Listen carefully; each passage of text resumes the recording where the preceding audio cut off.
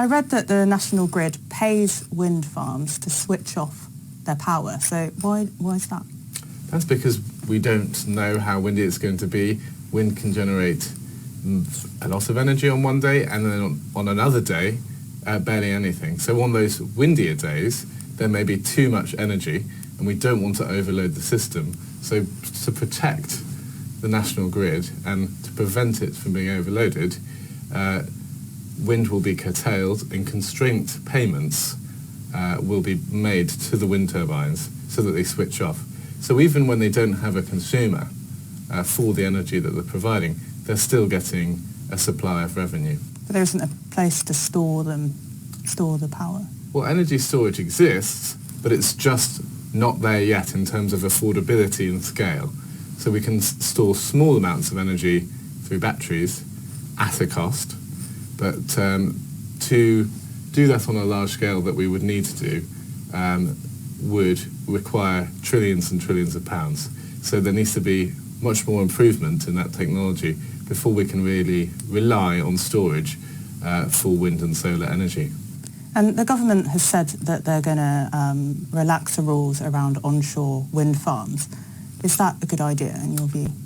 Well, that's right. I mean, broadly speaking, I would be in favour of reducing planning restrictions that are in the way of allowing us to build many of the energy technologies that we need. However, with wind energy, I'm not sure about the value that this would actually add to the grid.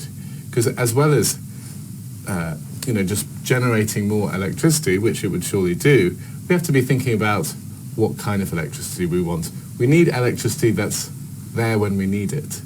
And the problem is, with more wind, it would just provide more wind when it's already windy. And we tend not to have problems with energy capacity on those windy days. The shortfalls are coming on those still days in winter when we have very high demand, maybe it's cold as well. And in those kind of conditions, there's not much solar energy either because it's winter.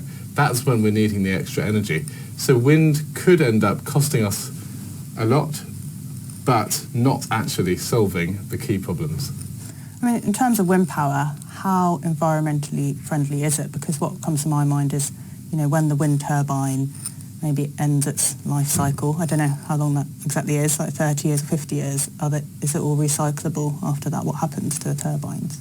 Well, its lifetime may only be 15 to 20 years, potentially more, depending on the conditions.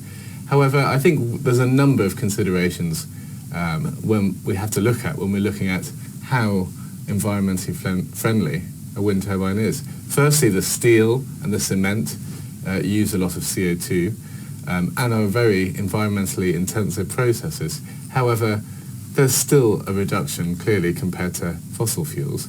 However, you also have to consider the siting of those turbines.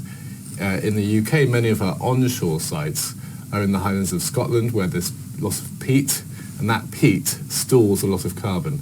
And so when you're building wind turbines on the peat, you can cause that peat to slide away and to decompose and to release that carbon back into the atmosphere. And then, of course, we have the recycling problem. You can recycle many of the parts, but a key part, which is the wind turbine blades, which are fiberglass, can't be widely recycled and are much more complex to recycle.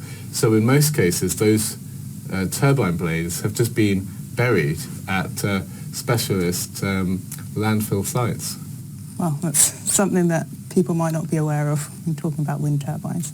Certainly not. I think people think that wind is this wonderful green option with no environmental problems of its own. But of course, as with any technology, there are environmental positives and negatives.